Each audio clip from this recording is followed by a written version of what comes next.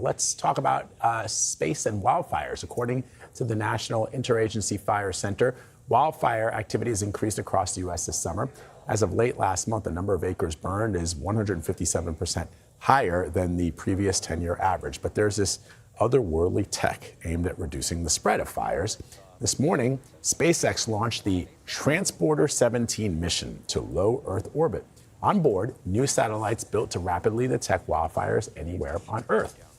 Let's bring in Jonny Dyer. He is the CEO of Muon Space. I hope I'm saying that right, the company that built the satellite. Jonny, did I get that right? Yeah, Muon Space, very close. Muon Space. So this is kind of cool. How does the satellite detection work from outer space or from low Earth orbit? Are you using artificial intelligence on that? Yeah, so I mean, essentially you can think about these as carrying very special cameras that can detect the thermal signature, the heat from fires from space, so from hundreds of kilometers away. And then, yeah, there's a lot of data processing using artificial intelligence that goes into taking that raw information from the cameras and doing things like high quality detection and tracking of those wildfires.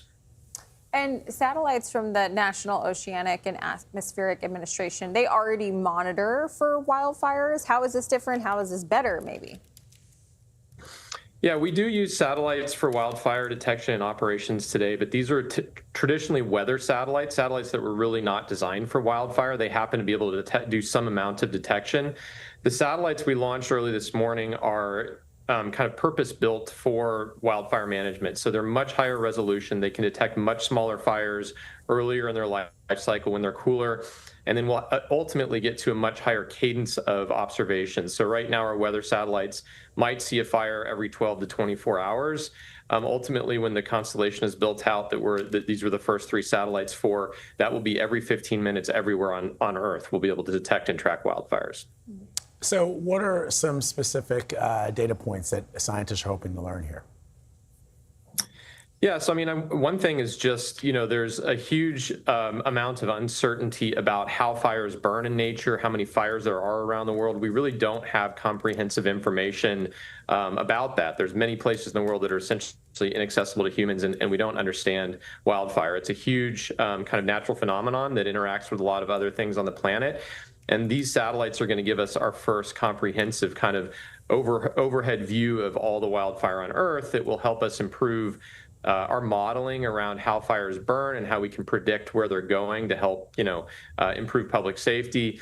It'll also give us a lot of information and tooling to better manage our forests. Forests are one of the most sort of important natural both climate sinks, but also obviously resource sort of sources for the planet, and wildfire is increasingly causing problems in the forest, and so this will give us much better tools and information to help manage them over the long term.